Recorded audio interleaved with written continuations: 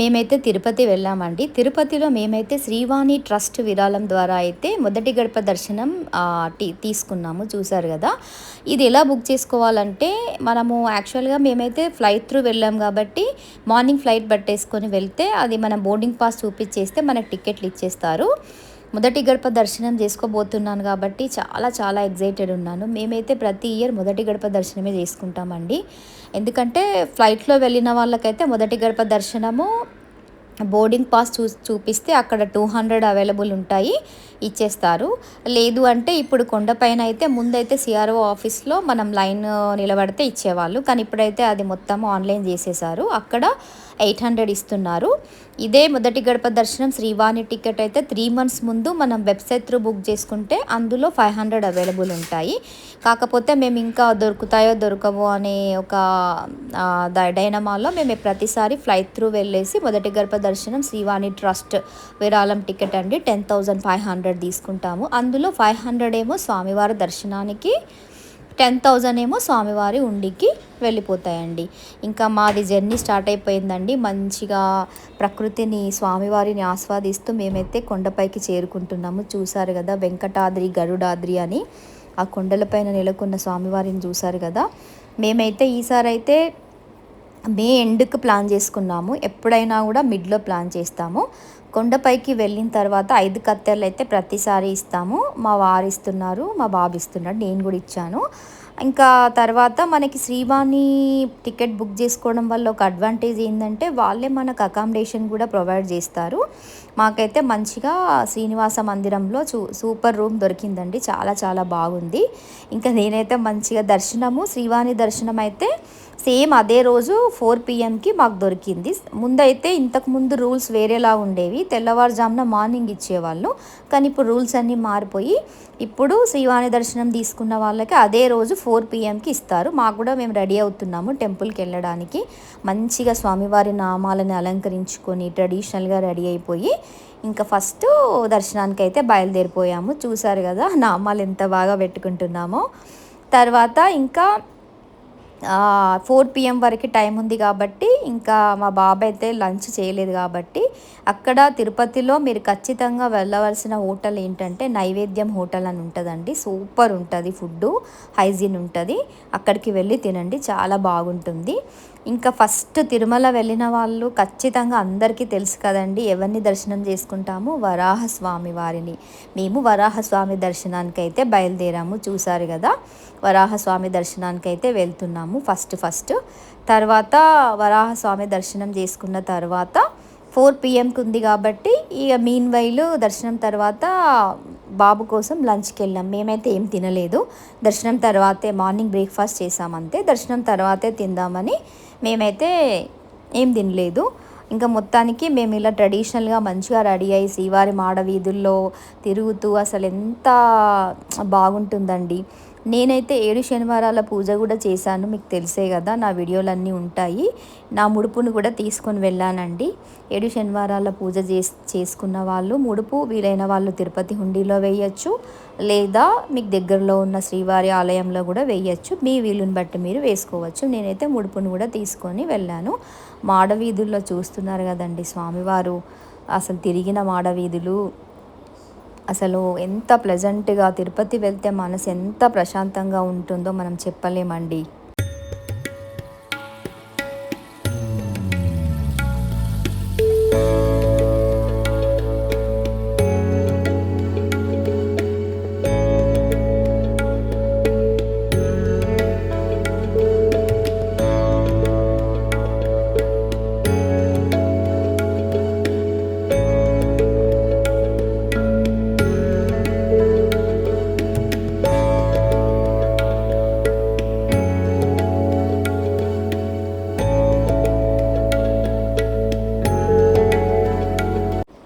దర్శనం మొత్తం చేసుకొని బయటకు వచ్చేసామండి. 4 PMకి ఎంటర్ అయితే 1.5 అవర్ రూమ్లో వెయిట్ చేయిస్తారు. ఒక హాల్లో వెయిట్ చేయించిన తర్వాత బయటకు వచ్చామండి.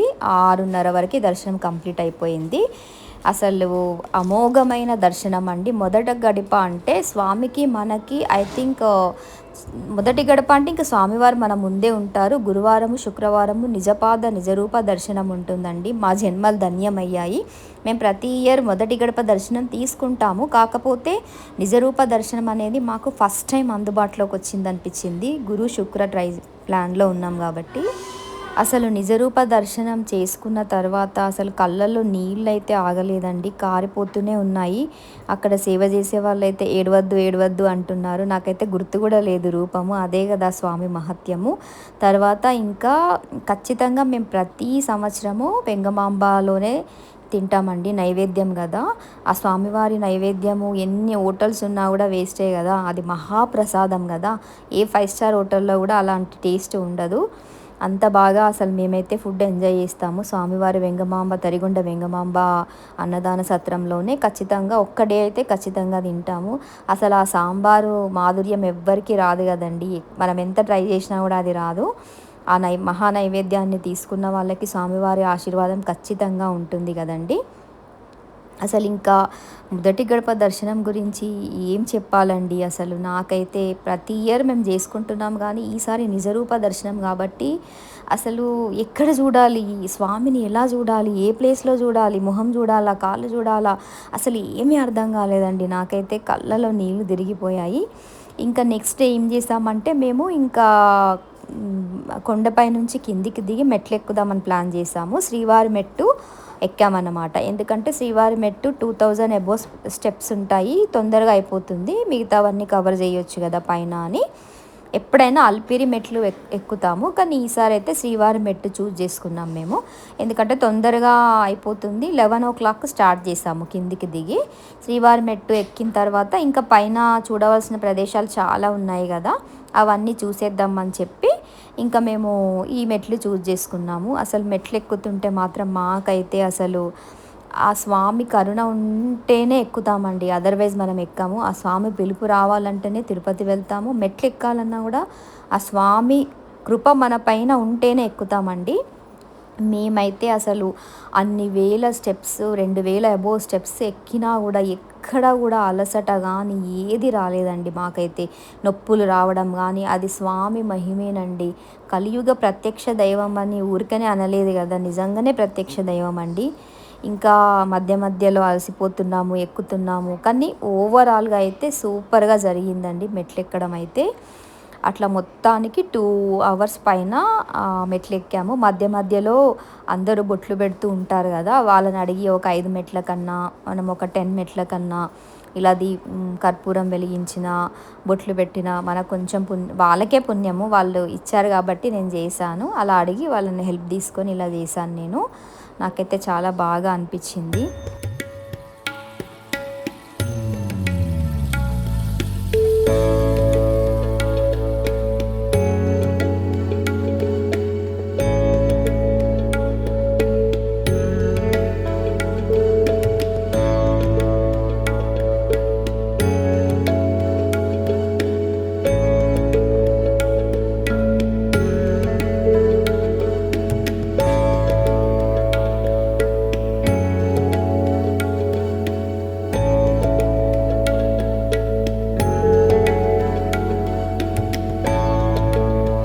అలా హెల్ప్ తీసేసుకొని నేనైతే ఇంకా ఒక 5 మెట్లకి అట్లా వాళ్ళు అక్కడ పెడుతూ ఉంటారు కదా, తీసుకొని నేను కూడా ఒక 5 మెట్లకి, ఆ పుణ్యం మొత్తం వాళ్ళకే వస్తుంది కదా, ఎందుకంటే వాళ్ళే నాకు ఇచ్చారు కాబట్టి వాళ్ళలో కొంచెము నేను చేశాను అంతే.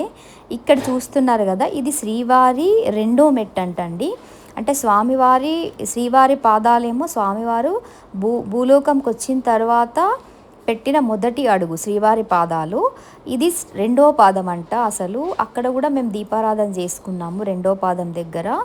అసలు ఆయన భూలోకంకి వచ్చిన తర్వాత పెట్టిన పాదం అంట. అసలు మేము ఎప్పుడైనా అలిపిరి మెట్లు ఎక్కుతాము, శ్రీవారి మెట్లు అనేది 9 years బ్యాక్ ఎక్కాము.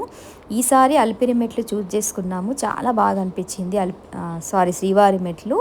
తర్వాత మొత్తం కంప్లీట్ అయిన తర్వాత మోకాళ్ళ పర్వతం ఇక్కడ కూడా ఉంటుందండి. మోకాళ్ళ పర్వతం కూడా ఒక 5-6 మెట్లు అయితే ఎక్కాము.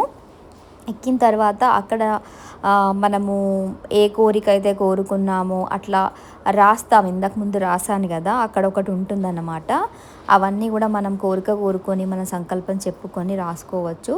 చూసారు కదా, అసలు 2180 ఐ థింక్ స్టెప్స్. ఇంత కూడా అలసట రాలేదండి, నొప్పులు రాలేదు.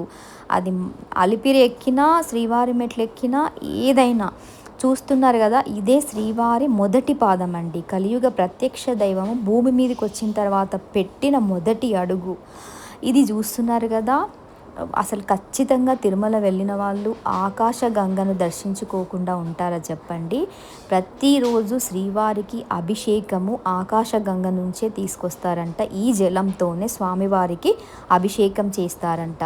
మేము మెట్లెక్కడం పూర్తయిన తర్వాత ఇంకా అక్కడ ఉన్నవన్నీ ఎక్స్ప్లోర్ చేసామండి. చాలా వరకు కవర్ చేసేసాం మొత్తం. ఈసారి టైం చాలా ఉండే మా ప్లాన్. ఆకాశగంగ, పాప వినాశనము, చక్రతీర్థము, శిలాతోరణము, వేణుగోపాల స్వామి ఆలయము, చాలా చాలా కవర్ చేసామండి. స్ట్రీట్ షాపింగ్ అయితే చూస్తున్నారు కదా, ఎన్ని వేల లక్షల మంది స్వాములు. అసలు నాకైతే స్ట్రీట్ షాపింగ్ అయితే నైట్ పూట తిరుమలలో చాలా చాలా బాగా నచ్చింది. స్వామివారి దర్శనం అయితే చాలా చాలా బాగా జరిగింది. పైన కూడా మొత్తం చాలా కవర్ చేసాము. మంచిగా అనిపించిందండి ఈసారి అయితే తిరుమల యాత్ర. శిలాతోరణము, చక్రతీర్థము అన్నీ ఆల్మోస్ట్ కవర్ చేసామండి. అసలు పాప వినాశనము, ఆకాశగంగా, ఇంకా చాలా ప్లేసెస్ ఉన్నాయి, మోస్ట్లీ కవర్ చేసామండి. తర్వాత మేము ఇంకా శ్రీకాళహస్తి వెళ్ళిపోయి అక్కడ రాహుకేతు పూజ చేయించుకొని అక్కడ కూడా దర్శనం చేసుకున్నాము. పద్మావతి అమ్మవారి టెంపుల్, కళ్యాణ వెంకటేశ్వర స్వామి టెంపుల్ కూడా దర్శనం చేసుకున్నామండి. అవన్నీ నేను క్యాప్చర్ చేయలేకపోయాను. ఇంటికి వచ్చాక లడ్డు ప్రసాదం అయితే అందరికీ మనం పంచకుండా ఎలా ఉంటాం చెప్పండి. స్వామివారి నైవేద్యం అందరికీ పంచితేనే మనకు కూడా పుణ్యము. ఎంతోమంది వెయిట్ చేస్తారు స్వామివారి నైవేద్యం కోసం, కాబట్టి ఖచ్చితంగా ప్రతిసారి మేము లడ్డూలు ఎక్కువే తీసుకుంటాము. అందరికీ డిస్ట్రిబ్యూట్ చేయాలని కుంకుమలు, గాజులు అన్నీ తీసుకున్నాను నేను. చూసారు కదా, ఆ స్వామివారిని చూడండి.